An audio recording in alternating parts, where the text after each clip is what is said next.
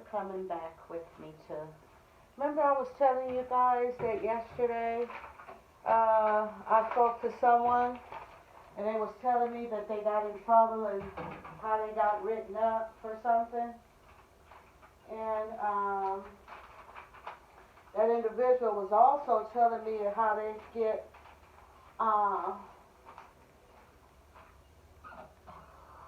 anxiety sometimes because when they go around certain people, they can feel the tension. I know what that's like, you know? I know what that's like. But I told that person, some people are just miserable. And they see a light in you, or they see that you have hope, or they see something on you, and they just don't like it. Maybe they don't like your happiness. Maybe they don't like because you speak to other people. Maybe they don't like it because you say good morning. Maybe they don't like it because you always have a smile on your face and you have a good attitude. So they just don't like that about you. Maybe they don't like you because they see the light of Christ on the inside of you. And so that person was telling me that how now they have anxiety and they just want to stay away from people. But I told them, you can't hide the light. You can't hide the light. You cannot hide the light. If you put light in a dark place, what will it do? It's going to illuminate that room. So light cannot run from darkness. It's the other way around. Darkness hides from light. So I told that person, don't rearrange who you are. You let that dark person rearrange who they are, you know? Because as human beings, we all want the same things. I know why sometimes, I've been envious of people. I remember one time I was about to be envious of someone, but I said, you know what?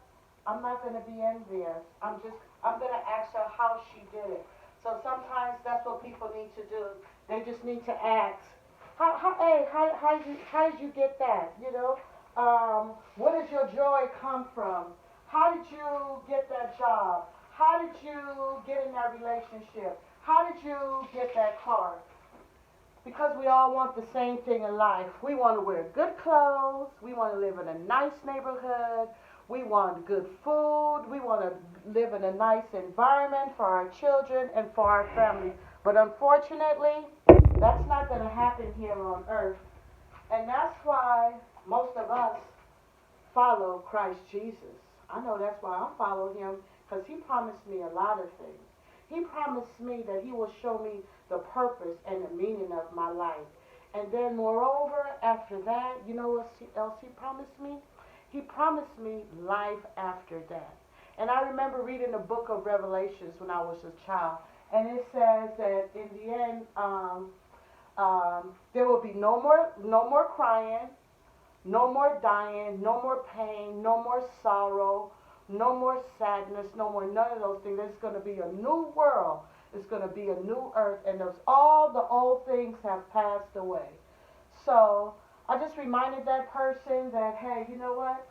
Deep on the inside, we're all the same, and we all want the same thing. So don't let your light shine because people are upset when you come around, or they give you a little attitude, or they don't talk to you, or they're not that friendly, you know, or you could just feel the tension, you know. I told that person, that's not your issue. That's them people, those are those people issues right there. That's their issue.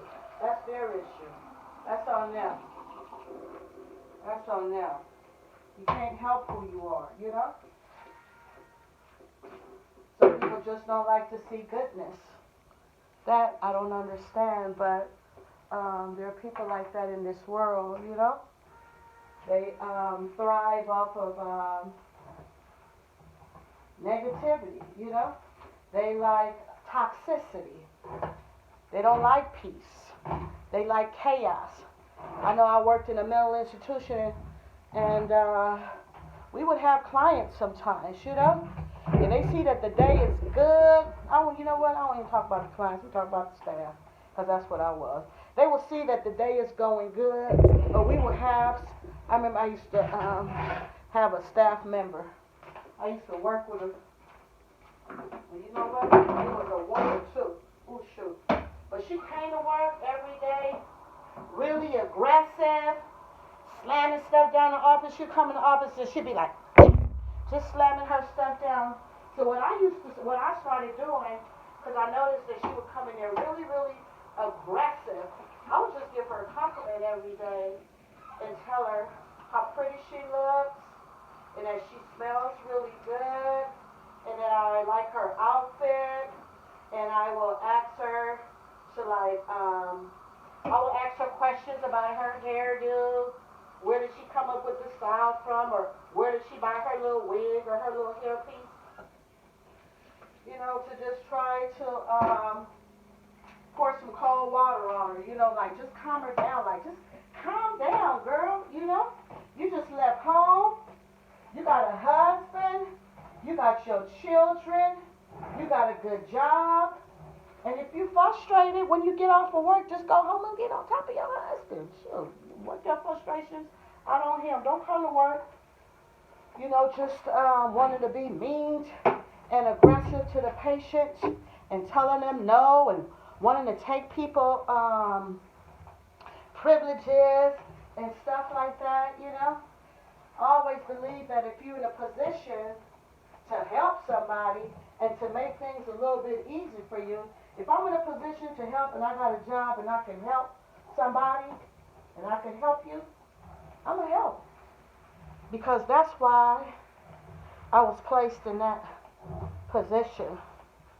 That's why I was placed in that position, was to help. But some people are so negative and so toxic that they enjoy saying no and not helping, you know, and not helping us, not being of no assistance. But those are the miserable people in life. Those are the miserable people in life. Those are the miserable ones. You know? So when you come across those miserable people, show them God's goodness.